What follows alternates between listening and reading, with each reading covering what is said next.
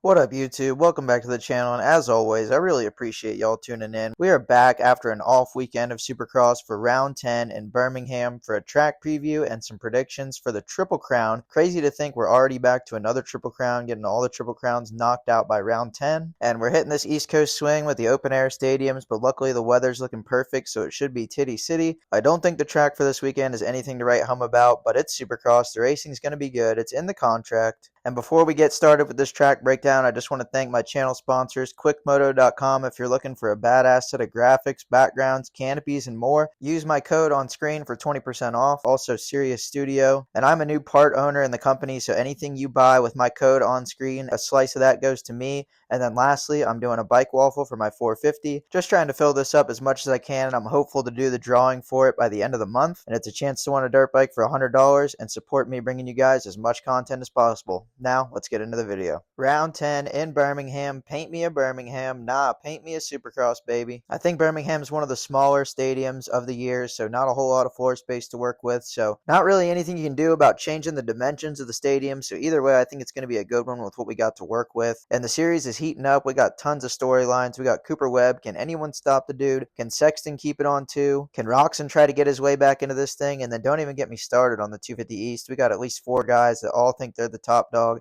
headed into a Triple Crown with 3 chances to prove it. So I'm really looking forward to seeing how everything unfolds this weekend. And I know y'all are too. We had a damn weekend off. That sucked. Now let's get into the track. Just like every other week, we're going to start with the start, and we got another short one. 2025 has been the season of the short start straights. Not a huge stadium, and it only goes about 2/3 of the way down the length of it. Into a sweeping 180 left for our first corner. And I like how they're thinking ahead just in case anybody can't get on the binders and make the first corner. You could just head into the tunnel backwards like a runaway truck ramp in the mountains. And one quick point I wanted to make about the short start straights is I feel like they're sketchier than ever with the metal grates. It really evens the playing field for the first 20 or 30 feet out of the gate, which just makes everybody even more jumbled up heading into turn 1. So I don't like to predict it, but if I had to guess, there might be some carnage, some bar locking, and some chaos heading into the first corner. Coming out of the first turn, you have a little 6-jump rhythm. I think coming off the start, you'll probably go 2-2-2 or maybe a 2-3-1. We'll get into what rhythms I think will be going down on the regular laps once we get back around there. Into a 180 bowl corner to the right, and then you better make it count because then you head into the longest rhythm on the track. And if I had to guess, this will be the make or break section of the entire track because the rest of it is pretty basic, but I think there could be endless options through here. I think one of the main rhythms through here will be to triple out of the corner and then triple again, quad over the tabletop in the 2 singles, and then double out. But if you see here, the landing to the triple in is a 5-footer compared to the rest, which look like 3-footers. So that'll be really crucial to get that 3 in up over the tall landing. And that'll especially be key for the 250 guys because if you can't triple in, then I think you'll go double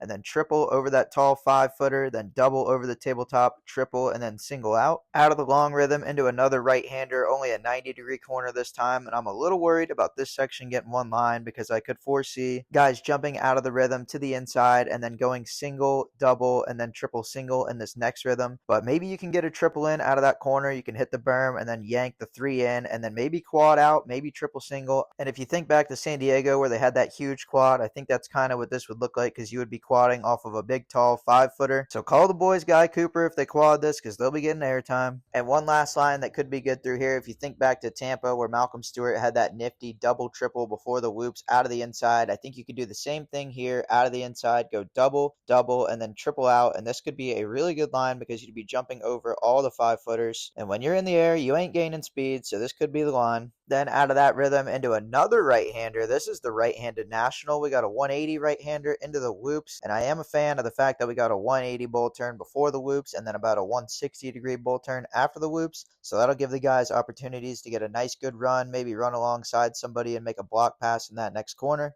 Out of the whoops into this bull corner, and I just like that this is something different. I feel like we pretty much always just have the standard 90-degree and 180-degree corners. This one looks like it's maybe 150 or 160 degrees, so at least it's just not the normal. Then out of that corner, we got a little pop triple 3 and then step up over the tunnel. And then you head into what I think is going to be the most mistake-ridden part of the track, the sand corner, which is about a 270-degree corner. And I think this is basically just going to be the cornering version of the Tampa sand section. I think it's going to be brutal. The bikes are set up for the rest of the track, so they're obviously not going to work optimally in the sand. The bikes aren't set up for sand and the bikes aren't set up for cornering, and you're about to do both, so good luck with that. but I think this one's going to be a major separator. The track crew this year has done a great job making multiple line options inside and out, and it's even been cool to watch the preferred line change from inside to outside and sometimes even back to inside throughout the night of racing. And then one more cool thing about this section is it spits you back out underneath the bridge and then back onto the start straight. So you could use the momentum gained in the sand to rip back down the start straight and maybe get alongside somebody or make a pass. The only bummer is I wish it was a right-handed corner after the bridge because it's a left-hander in the sand and then a left-hander following it. So you could pretty easily do some good defensive riding there. But we all know Freezy should be on the gate. He'll find a way to make it a T-bone zone. And if you haven't made a pass yet on the lap, then I think you're out of luck because the rest of the track I think is pretty one line and super basic. We got this left-handed 180-degree corner, but the berm doesn't start until halfway through the corner, so I think this one will be very one line. It'll be an inside entrance, hold it tight, and then out of this next corner, either step on, step off single, or maybe step over the tabletop and then double out into yet another 180-degree right-hander. Good thing this is in Birmingham and not Talladega, or they wouldn't know what to do. And then out of this right-hander, it's kind of a single file national all the way to the finish line. Just got a basic Supercross triple, showtime for the fans along this side of the stadium. Land the triple, 90-degree right, then cross the start straight, and then another 90-degree right. I'm thinking it'll probably just be inside,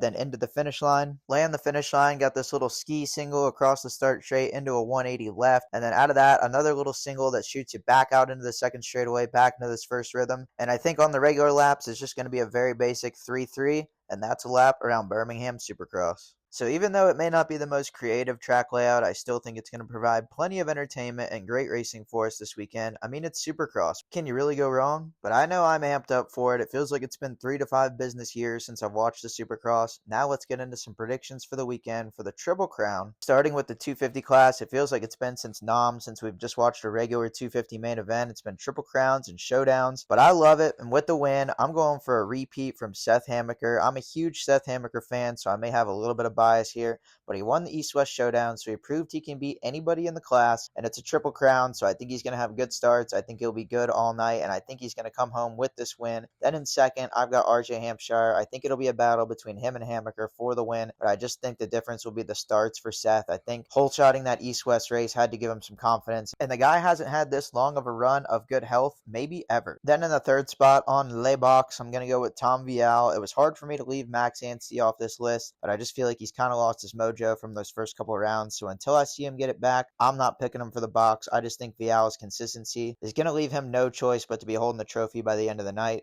Then in the 450 class for the win, I'm going Cooper Webb. He's great in the Triple Crowns. He's good on this type of surface, the East Coast tracks, and he's just got way too much momentum right now, so unless Chase comes out swinging big time, then I've got the number 2 for the win. Then in second, I've got Chase Sexton. I think it'll be a bounce back from what he had done the previous weeks before this break, but I still am not sure if it's going to quite be enough to handle the number 2. Then rounding out the podium, I'm going to go Justin Cooper, Tyson Chicken's own. He podiumed the last time out. He was really good at the last Triple Crown they had, so I think all those things are going to add up to Jake Coop finding himself on the box. And his wife just got a new pair of tits, so he's got bills to pay. He needs that podium bonus, and that's what I think is going down this weekend. But what the hell do I know? Let me know what you guys think in the comments. Let me know your predictions. Let me know if you liked the video. Let me know if you think I'm out to lunch. Even if you just want to hate on what I do, I really don't care. But I hope you guys enjoyed the video. Catch y'all next time.